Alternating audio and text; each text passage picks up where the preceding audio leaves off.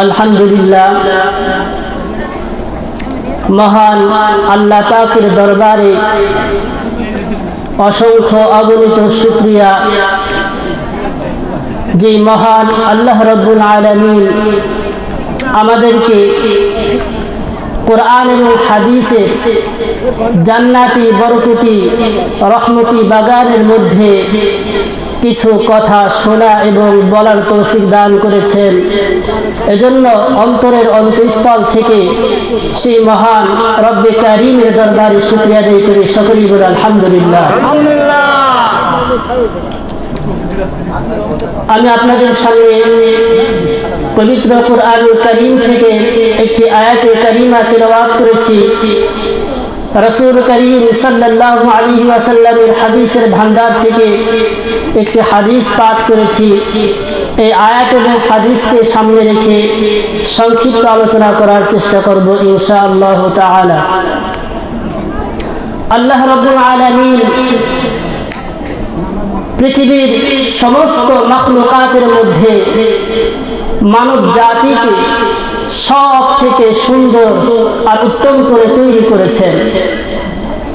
আল্লাহ পাক এই পৃথিবীর মধ্যে অসংখ্য অগণিত মাখলুকাত সৃষ্টি করেছেন, তার মধ্যে মানব জাতিকে সব থেকে উত্তম আর সুন্দর করে তৈরি করেছেন। সূরাতুত তিনের মধ্যে আল্লাহ রাব্বুল আলামিন বলতেছেন, লাকাদ খালাকনাল ইনসানা ফি আহসানি তাকওয়িম। আল্লাহ পাক বলেন, আমি মানব জাতিকে সব থেকে উত্তম, সব থেকে বুদ্ধিমান, সব থেকে জ্ঞানী করে তৈরি করেছি। বলেন আলহামদুলিল্লাহ। আল্লাহ পাক মানব জাতিকে সৃষ্টি করে অসংখ্য অগণিত নিয়ামত এই মানব জাতিকে আল্লাহ তাআলা দান করেছেন। পবিত্র কোরআনুল কারীমের মধ্যে আল্লাহ তাআলা বলেন, ওয়া ইন তাউদ্দু নি'মাতাল্লাহি লা তুহসুহা। আল্লাহ পাক বলেন, আমি বান্দাকে এই পরিমাণ নিয়ামত দান করেছি, এটা যদি তারা গণনা করতে চায় তাহলে গণনা করে তারা শেষ করতে পারবে না। অপর আয়াতের মধ্যে আল্লাহ পাক বলেন, কুল লাউ কানাল বাহরু মিদাদান লিকালিমাতি রাব্বি লানাফিদাল বাহরু ক্বাবলা আন তানফাদা কালিমাতু রাব্বি ওয়ালাউ জিনা বিমিসলিহি মাদাদা।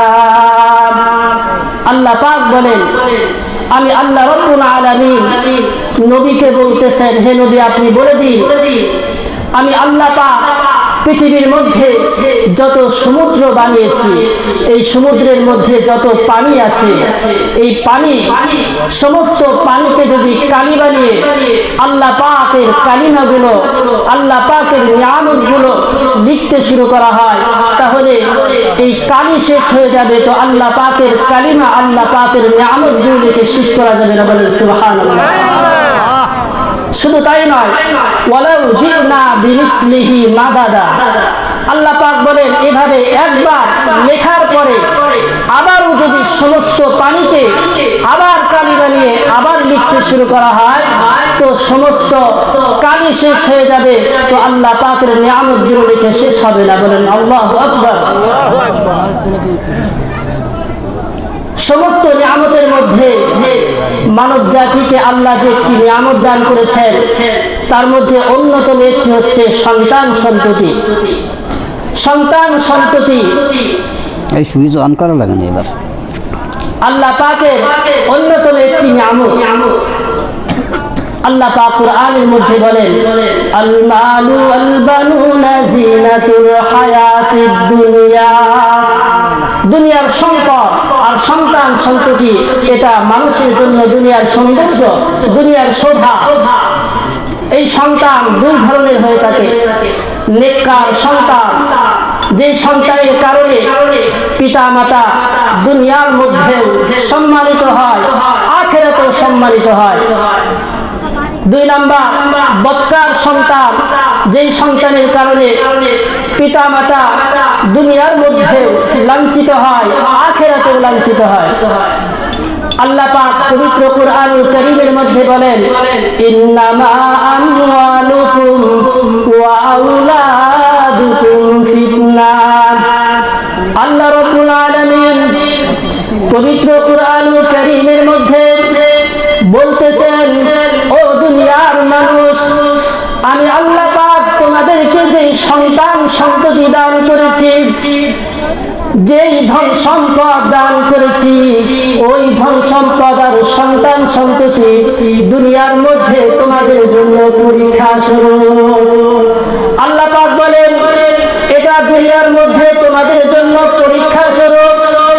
হয়তো ওই সন্তান তোমাদের জন্য জান্নাতের ওসিলা হবে, নয়তো ওই সন্তান তোমাদের জন্য জাহান্নামের ওসিলা হবে। হয়তো ওই সন্তান তোমাদের জন্য চির সুখের কারণ হবে, নয়তো ওই সন্তান তোমাদের জন্য চির দুঃখের কারণ হবে। এজন্য সন্তান যদি নেককার হয়, তাহলে পিতা মাতা ওই সন্তানের কারণে জান্নাতের মধ্যে যাওয়ার মাধ্যম হবে, জাহান্নাম থেকে বাঁচার মাধ্যম হবে। সন্তান যদি বদকার হয়, তাহলে জাহান্নামে যাওয়ার মাধ্যম হবে, জান্নাতে না যাওয়ার মাধ্যম হবে। এজন্য ওমরে ফারুক রাদিয়াল্লাহু আনহুর দরবারে এক ব্যক্তি একটি ছেলেকে নিয়ে উপস্থিত হয়েছে। ওমরে ফারুক রাদিয়াল্লাহু আনহুকে লক্ষ্য করে বলতেছেন, ও আমিরুল মুমিনিন, আমার এই সন্তান আমার সাথে দুনিয়ার সমস্ত সম্পর্ক ছিন্ন করেছে, আমার সাথে ছিন্ন করেছে, পিতা মাতার সাথে সম্পর্ক ছিন্ন করেছে। আমিরুল মুমিনিন ছেলেটিকে লক্ষ্য করে বলতেছেন, ও ছেলে, তুমি কি জানো না পিতা মাতার সাথে সম্পর্ক ছিন্ন করা গুনাহের কাজ? তুমি কি জানো না পিতা মাতার সাথে বেয়াদবি করা গুনাহের কাজ? তুমি কি জানো না পিতা মাতার তোমার উপর হক রয়েছে? তুমি কি আল্লাহ তাআলাকে ভয় করো না? ছেলেটি আমিরুল মুমিনিনকে জিজ্ঞেস করলেন, ও আমিরুল মুমিনিন, সন্তানের কাছে কি পিতা মাতার কোনো অধিকার আছে? পিতা মাতার কাছে সন্তানের কি কোনো অধিকার আছে? সন্তান কি পিতা মাতার কাছে কোনো অধিকার পায়? আমিরুল মুমিনিন বলতেছেন, হ্যাঁ, ওই সন্তান পিতা মাতার কাছে অধিকার পায়।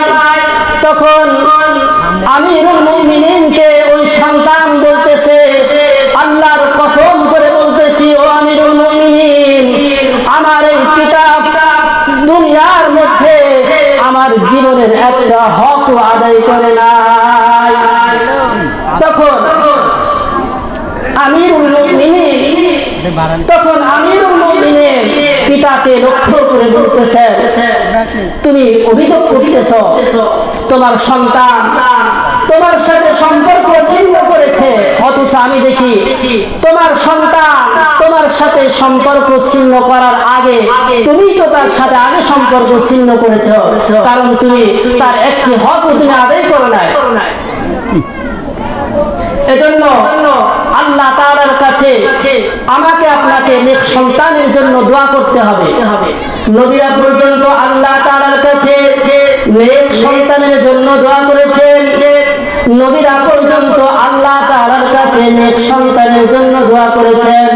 হযরত জাকারিয়া আলাইহিস সালাম আল্লাহ তাআলার কাছে দোয়া করেছেন, রব্বি হাবিলি মিন লাদুনকা যুররিয়াতান তাইয়্যিবা। আয় আল্লাহ, আপনি আমাকে একটি নেক সন্তান দান করেন। আল্লাহ রাব্বুল আলামিন হযরত জাকারিয়া আলাইহিস সালামকে এই দোয়ার বদৌলতে এমন এক সন্তান দান করেছিলেন। কুরআনুল কারীমের মধ্যে আল্লাহ পাক বলেন, ইয়া জাকারিয়া ইন্না নুবাশশিরুকা বিগুলামিন ইসমুহু ইয়াহইয়া। আল্লাহ পাক ইব্রাহিম আলাইহিস সালামকে ওহীর মাধ্যমে জানাই দিলেন, ও জাকারিয়া, আমি তোমাকে ইয়াহইয়া আলাইহিস সালামের সুসংবাদ দিচ্ছি, আমি তোমাকে এমন একটি সন্তান দান করছি যে সন্তান নবী হবেন, যে সন্তান নেতা হবেন। ঠিক তেমনি ভাবে নেক সন্তানের জন্য হযরত ইব্রাহিম আলাইহিস সালাম দোয়া করেছেন। আল্লাহ পাক ইব্রাহিম আলাইহিস সালাম দোয়া করেছেন, রব্বি হাবিলি মিনাস সালিহিন। এই দোয়ার বদৌলতে আল্লাহ পাক তাকে ওহীর মাধ্যমে জানাই দিয়েছেন, ফাবাশশারনাহু বিগুলামিন হালিম। ও ইব্রাহিম, আমি তোমাকে একটি সহনশীল পুত্রের সুসংবাদ দান করলাম।